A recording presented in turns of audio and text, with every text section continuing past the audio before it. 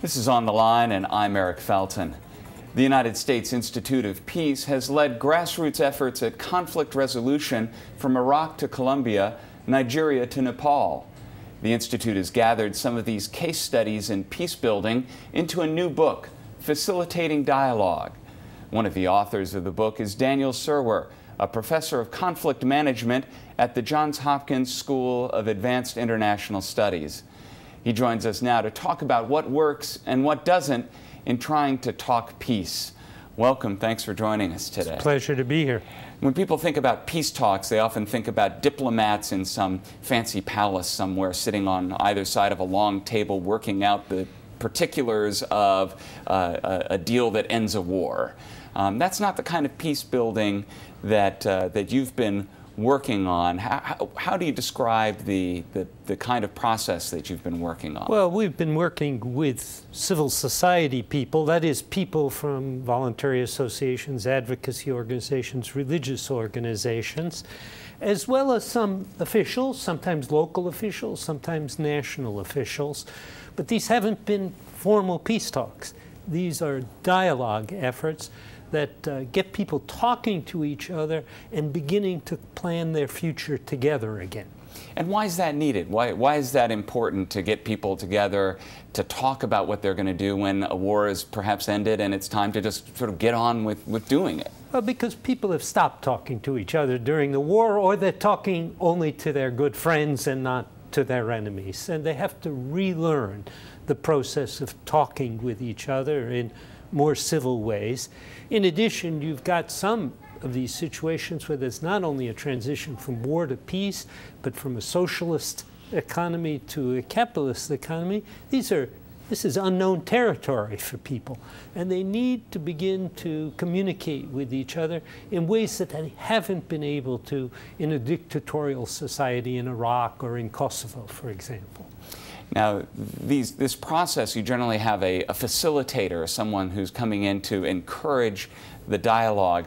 Why do people need a facilitator? Why can't they get together themselves and have these conversations? Well, if they do get together themselves and have these conversations, then there really is no need for a facilitator. But the fact is, these societies are broken and communications are cut off. And it often will require somebody from the outside, not necessarily of that society. We've used facilitators who were Iraqis, who were Colombians, who were local people. But it requires somebody from outside the active conflict to begin to reinitiate communications and relationships. It's not only communications conveys a kind of data communication. What's involved here are human relationships as well. Well, tell us about some of these case studies that you've looked at. Is there anything that is consistent across the board, issues that are the same when you're dealing with them in Iraq as they might be in Nigeria or Colombia?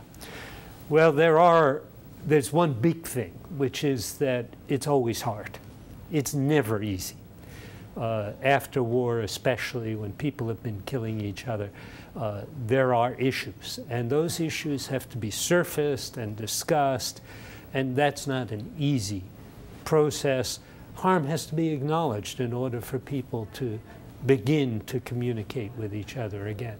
But in many other respects, dialogue is very specific to the particular context in which it occurs, so that interreligious dialogue in the Middle East can be quite distinct from interreligious dialogue in another part of the world. And it may not be that another part of the world needs interreligious dialogue. It may need interethnic dialogue. So context is really, really important, and understanding what the conflict was about, what the peace-building process needs to achieve, is very important to the process. Do you find that people are eager to get together and talk to the people that they've been at odds with, or does there need to be a lot of cajoling to get people to come together for this process in the first place? In my experience, people are very wary of it.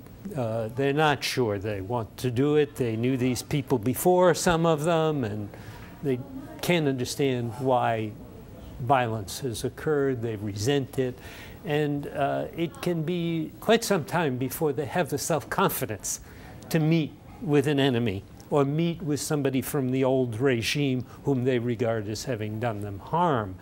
But I don't do any cajoling.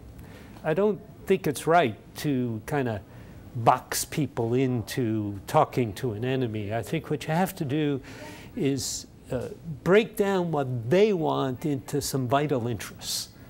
And if they can begin to see that their vital interests require that they start talking to a former enemy, then they'll do it, and they'll do it happily.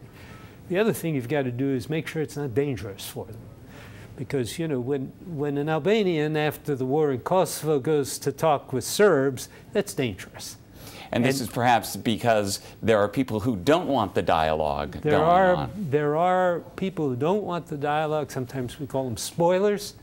And you have to be sure that a community is comfortable with itself before it goes out and meets with the other. Is this peace building that happens at a local level, is this something that happens primarily after the big conflict is over and you're trying to heal the wounds, or does this kind of peace building, can it contribute to finding the larger peace itself?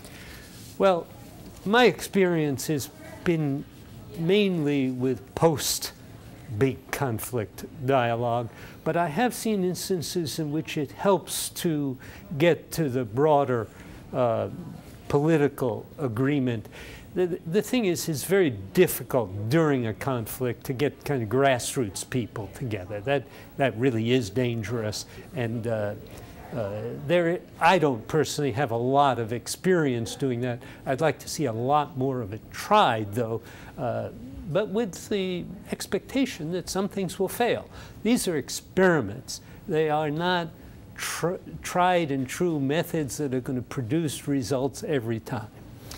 Is there anything in the case studies, perhaps from the work that was done in Iraq, where there is still interethnic, intersectarian violence going on, that can show the way for peace efforts in societies like Libya, where you still have a lot of violence in the aftermath of the dictatorial regime there? Well, I think there is. I think the overall approach of facilitating dialogue to re-knit communities is transferable from one place to another.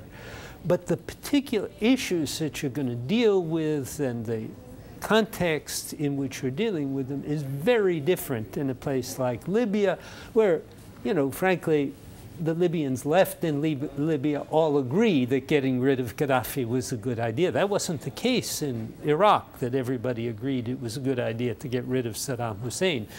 So the local context always matters, and you have to be very careful not to transfer preconceptions from one conflict to another. And when you have a society like Libya where you have tribal groups that are in different parts of the country, are you able to do this kind of process where you bring people from different regions together as opposed to people who are sort of in close proximity to one another? Well, you can, and I've seen it done. It can be quite difficult. I mean, in Libya in particular, you have some communities that have never had any contact with each other. And I'm not sure that's the highest priority, to be experimenting with new contexts. You've got other situations where people are living right nearby each other, where their livelihoods depend on a certain minimal amount of cooperation, and where there's enormous hostility. And that situation exists also in Libya. And those are situations I would give priority to. And you talk about the effort to use sort of civil society groups as a way of building the structure for these talks. What about in countries where the civil society has been crushed for decades and where there really isn't much in the way of the informal associations that people have that can be the building block for conversation? Well, what I find is that in the immediate aftermath of conflict, civil society blossoms in ways that people are very surprised at. The number of civil society organizations, media organizations, a place like Iraq or Libya is astounding when you consider how much these things were repressed once upon a time. But it's extraordinarily important to open the door to citizen participation in dialogue. If the politicians only meet with each other, whether it's at the local level or at the national level, they can jerk each other around day and night, and either they'll reach an agreement that if they've reached 10 times before and haven't implemented, or they'll never reach an agreement. Bringing citizens, especially citizens who represent something, into the picture gives you the possibility of holding the politicians' feet to the fire, and that's extraordinarily important. I'm afraid that's all the time we have for today. Daniel Serwer is a professor at Johns Hopkins School of Advanced International Studies and co-author of the new book, Facilitating Dialogue, USIP's Work in Conflict Zones. Thanks for joining us. It's a pleasure. Before we go, I'd like to invite you to send us your questions or comments. You can reach us through our website at voanews.com/ontheline. Thanks for tuning in, and I hope you'll join us again next week for On the Line.